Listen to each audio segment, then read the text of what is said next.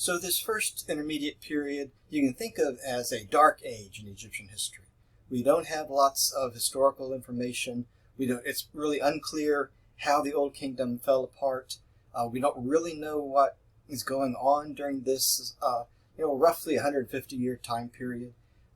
The picture is really murky and really unclear. But things start to settle down, and we're not quite sure why, and we end up with a time period that we call the Middle Kingdom. After about 150 years of these very dark ages where we really don't know very much about anything. We're not quite sure how this change is made, but there's definitely a change which is made, because the pharaohs in the Middle Kingdom have nothing like the power of the pharaohs in the Old Kingdom. Instead, we see them having to negotiate with local nobles, aristocrats, to make policy. In the Old Kingdom, the pharaoh says, do this, and it's done. In the Middle Kingdom, the pharaoh goes to the aristocrats and says, I'd like to have this done. Let's sit down and talk about how we might make that work. There's going to be nothing like the Great Pyramids of Giza being built to honor any of these pharaohs in the Middle Kingdom. They're not going to have the wealth to own enough slaves to build the pyramids for themselves, or enough power to order the local nobles, the aristocrats, to provide the slaves for the pyramid building teams. And that's because no one holds them in the kind of, I'm going to say respect, but that's not quite the word, awe that we saw for the pharaohs. Although the pharaoh still lives in the big house, you're not going to see these kind of pyramids being built to honor him. Now, the pharaoh had served a very important religious purpose in the Old Kingdom, to make the gods happy, and continues that purpose in the Middle Kingdom, but the focus shifts away, the focus of the religion shifts away from the pharaoh keeping the gods happy to coming up with more stories about more gods. And the pharaoh's even religious significance, as well as his political significance, seems to have declined. And so we're not quite sure what caused this decline or how it worked out, but it's definitely evident. Now, if you look at this screen, you might see something kind of unusual, although it's still early in the course, so you may not pick up on what's unusual about it. But what's unusual is a specific date, 1786 BC. Although that's still a circa date, a roughly date, it's a very specific date. What are we talking about? Why are we pulling out 1786 BC? That's a very specific time period. Even though it's a rough estimate of the specific year, it points to a specific event. And that's an invasion of Egypt by people called the Hyksos. Now remember, Egypt has been very isolated for the last 3,000 years or so of its Neolithic and historic story. But the Hyksos people invade. The Hyksos or the Hyksos. Now, Hyksos is an Egyptian word for these people. It means rulers of foreign lands. That's because the Hyksos people were a Neolithic people. They were not an historic people. They had not yet developed a written language. So we know very little about the Hyksos. We don't even know where they came from. I mean, we know roughly where they came from, but we don't know specifically where they came from. We know roughly they came from a place called the Levant. The Levant includes the area in red that you see there, essentially in today's language, Syria, Jordan, Israel, and Lebanon. And of course, Lebanon is a reference to this Latin word Levant. It is the very closest part, I guess, of the Middle East to Western observers. So from somewhere, most likely from somewhere, in this red circled area where Syria, Jordan, Lebanon, Israel are found today, the Hyksos come sweeping into Egypt. Although they aren't an historic people, they're certainly, meaning they don't have a written language. I don't mean they didn't exist when I say they weren't some historic people. I mean, of course, you know what that means. They couldn't write down their story. They were a sophisticated people. They introduced the Egyptians to horses and also to chariots.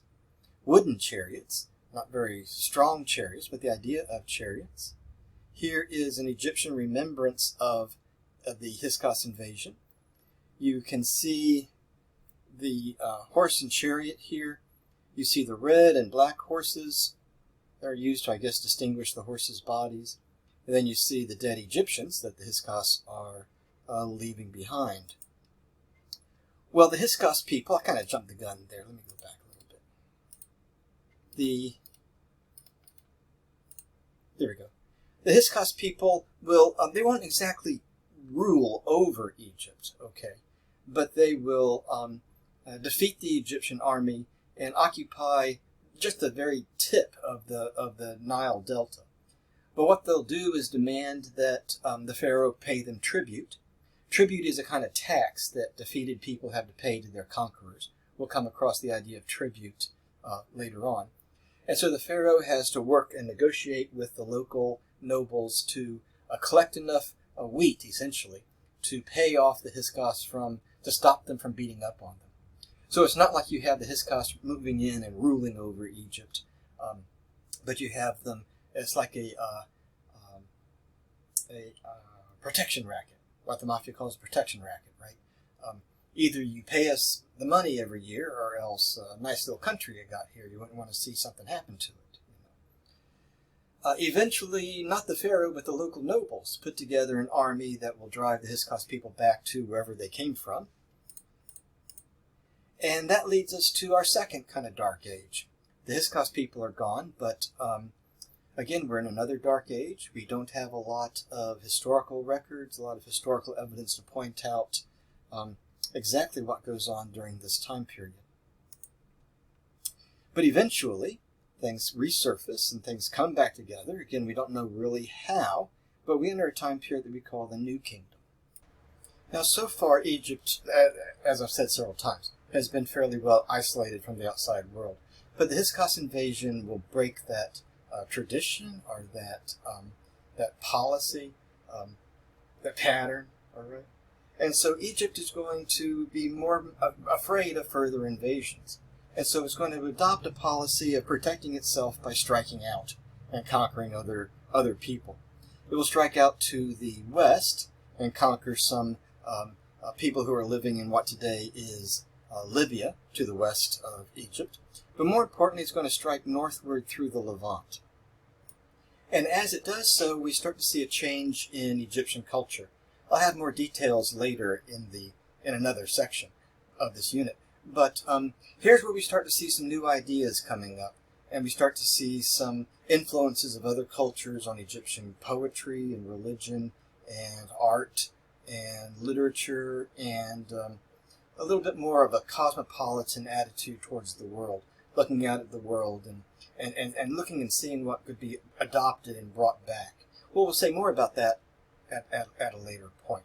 But as the Egyptians push into the Levant, they encounter another civilized people, a people called the Hittites. Now, these were civilized people. They lived in cities. They had a written language. They had adopted Sumerian cuneiform to write their own language in. They come from, you're going to be seeing a presentation at a later point on the Hittites, but they come from a part of the world called Anatolia. That's what, if you can make it out, I know you may not be able to make it out, but that's where Turkey is today. Before the Turkmen moved into Turkey, it was, and it became called Turkey after the Turkmen moved in. It was called Anatolia. So it's essentially where Turkey is today. And that's where the Hittites lived. The Hittites were again, civilized people. And they come expanding out of Anatolia. They're the first Indo-European people that we have historical evidence for. By historical evidence, by now you know what we mean. They could write down their own stories for us to read. And so they're the first Indo-European people whose story we know anything about. Well, they begin expanding out of Turkey, basically through the Levant. At the same time that the Egyptians are moving up the Levant, the Hittites are coming down the Levant. And of course, they bump into each other. I've got a map here, if I can get there we go. The yellow area up here is the Hittite Empire. The area down here in orange is the Egyptian Empire. And as they both kind of come down, and as the Hittites come down and the Egyptians move up, they come to a point where they come into conflict with each other. If I can get my pointer to work here. Okay. Their area of conflict, this is pretty easy to figure out, is essentially this area around here. And the big battle between the Hittites and the Egyptians is going to be fought here at a place called Kadesh. Oh, up here you see two different spellings of Kadesh. You have Kadesh, and you have Qadesh. This is not at all unusual in the history of anywhere, but definitely in the ancient Near East, it's very common to have different spellings of the same words. And so if you learn the words, you have to pronounce them sometimes to figure out what the words you're reading are referring to. Just a sideline. Well, at the Battle of Kadesh, the Egyptians are led by Pharaoh Ramses II. Ramses II is going to restore the Pharaoh's power to a little bit more than it had been during the Middle Kingdom. Nothing like it had been during the Old Kingdom, but a little bit more. Some evidence of that is that he was able to put together the temple of Ramses II, okay, that we looked at a little bit earlier when we were talking about the stability of Egyptian culture being reflected in its sculptures. And so he had enough power to put together an operation like this, but even as impressive as this is, it's nothing like the Sphinx or the Great Pyramid. Again, not taking anything away from it. But here you see Ramses in battle. You may be able to make out that he's standing on one enemy with his foot on his enemy's head while he's getting ready to spear another enemy. Don't know if that actually happened, but anyway, he's certainly being portrayed as a great military hero. The Battle of Kadesh, and you see that name at the top there, is interesting because it's the first battle in ancient history that we know many details about. We know which military units are moving at what time against what other military unit. And I put up this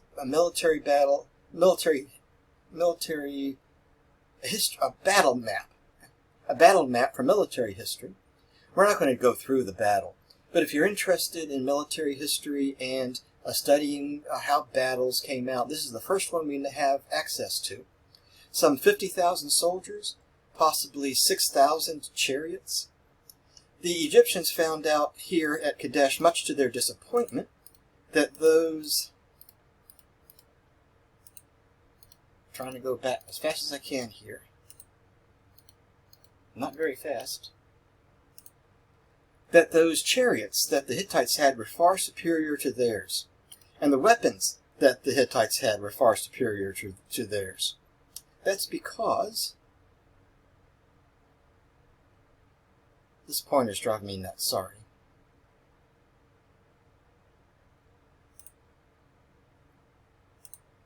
Okay.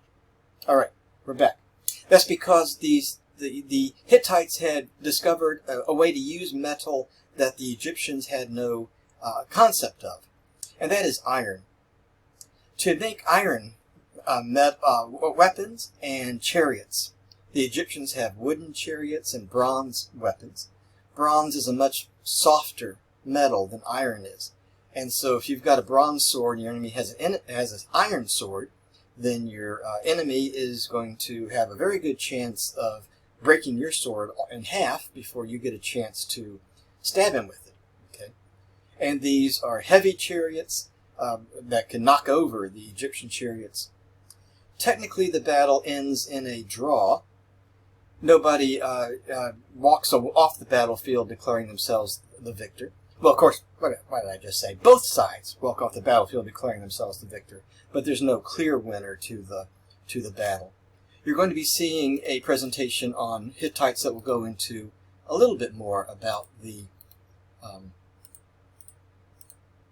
Battle of Kadesh. But one thing that is interesting about the Battle of Kadesh is that, maybe about 14 years later, the Hittites and Egyptian diplomats meet.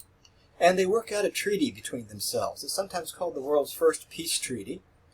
It's called the Kadesh Treaty because it's the result of this battle, although it's not connected directly to the battle, in which both sides agree to not go to war with each other and to establish trade with each other. And that's an interesting piece of diplomatic history that you'll be learning about when you learn just a little bit more about the Hittites.